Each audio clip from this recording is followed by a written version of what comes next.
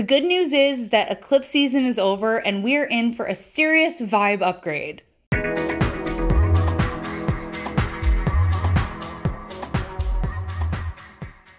What's up, everyone? We're back with another astrology shot to get us through the end of November here. So we've got a new moon in Sagittarius. This new moon is happening at 1 degree Sagittarius in 37 minutes, and it's going down on November 23rd, 2022.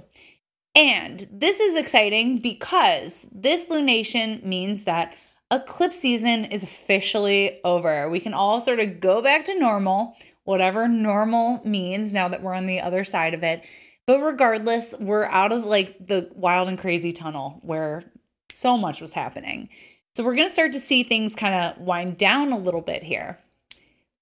This is a new moon in Sag. So the sun has just ingressed into Sag. Venus is now in Sag. Mercury is now in Sag. So this is a big energy shift. What do we know about Sagittarius? Sagittarius is celebratory and expansive. And yeah, we're getting into, well, I'll hold off on that thought for a second. But Sagittarius is like, we're coming out of eclipse season in Scorpio, really heavy, really intense, really complex themes, all those financial themes. Sagittarius is basically like the perspective after the intensity. What does it all mean? And, it's something that is unique to human beings is that we're meaning makers. And a lot of that is like very subjective. And, so Sagittarius is deeply philosophical.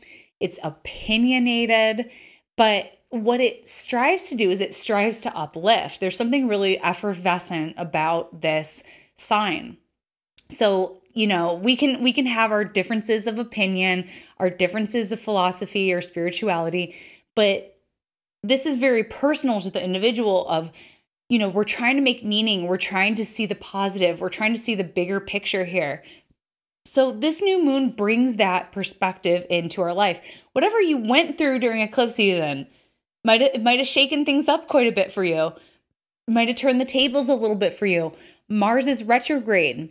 We're trying to get an angle on our edge again. Let this Jupiterian-ruled new moon bring us perspective, bring us some optimism, bring us some joy. So what I was going to say is that my theory on Thanksgiving is that, it's been packaged and branded as basically like a colonist holiday, whatever.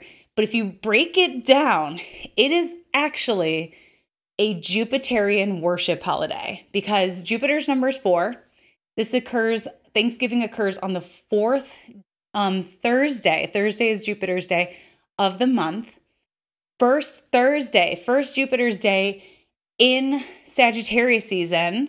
Sagittarius is ruled by Jupiter.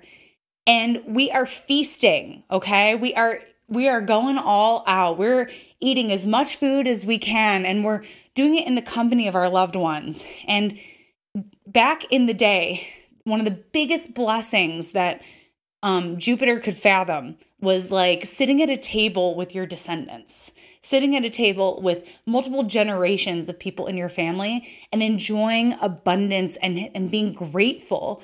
So this ritual, think about it as like, we're being grateful to the gods for this bounty that we have. And in celebrating this bounty at the end of, the fall, we are also, we're also worshiping the deities that made this possible to ensure a fruitful harvest again next year. And that cornucopia on the table, we all know what that is. That's Jupiter's phallus, and it's full of the seeds and the fruits that fathered half the people gathered below Mount Olympus, okay? So that's really what that is. So you'll never look at a cornucopia the same, I promise. But I am more comfortable celebrating this holiday now that I know that it's a Jupiter worship day. It's a day of thanks and gratitude. And that's what Jupiter is all about, is being thankful and grateful and feeling thankful and grateful for your abundance. Looking at your prosperity, feeling appreciative of that. So that's the Sagittarius season energy there, is celebrating the bounty, celebrating being alive, and being able to go to excess and enjoy being in a human body a little bit.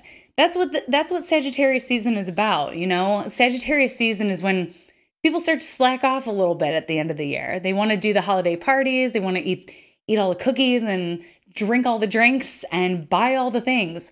So that's Sagittarius season for a lot of people. For other people, it looks a little different. But that's kind of how we do it here in the States.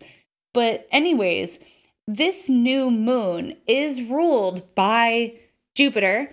Jupiter is now in Pisces. And the thing that's interesting about this is that Jupiter is stationing direct on this same day. So we know that Jupiter retrograded from Aries back into Pisces at the end of October, yeah?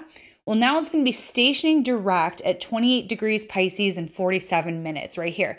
So we have a new moon ruled by a stationary Jupiter. A stationary Jupiter drives that desire to indulge and to seek perspective in an even more pronounced way. So stationary Jupiter in Pisces is extremely soulful. And the thing about it is that it can be very spiritual, it can be very uplifting, it can be very optimistic, it can also be prone to wishful thinking and overdoing. So setting the bar too high, setting the desire too high, wanting more, and also deluding ourselves a little bit. Jupiter in Pisces is prone to sometimes seeing what we want to see. And sometimes that's necessary, right? In order to keep us above, in order to elevate the spirit. But we just want to be a little careful with that energy. But I think that this new moon can really instill with us a sense of possibility, a sense of hope, a sense of joy, a sense of gratitude. And yes, looking for the bigger picture, looking for the meaning, connecting with the soul or the spirit in all the ways around us, being more present with our family, for example, or being more present with the trees. I think about that a lot about, you know, as Pluto's preparing to move into Aquarius, how much technology is really taken over our lives. And so taking a moment to really be present and notice the soul in what's around us and what's in front of us, noticing the soulfulness of connection can be a really great way to tap into what's available to us at this new moon. So that's a little bit about this new moon and the Jupiter station. Look for where these where the new moon and the Jupiter station are happening in your chart. That's going to give you a little bit more of a personalized spin on where this is happening. New moons are new beginnings. So look to your Sagittarius house for that. And with that, that's your astrology shot for the day, and I'll catch you next week. Bye. Thanks for tuning in with me today. For more astrology in your world, you can connect with me on all platforms at Astro Catherine. You can also find me at catherineurban.com, where you can book your one-on-one consultation and get insights for your chart for the year ahead.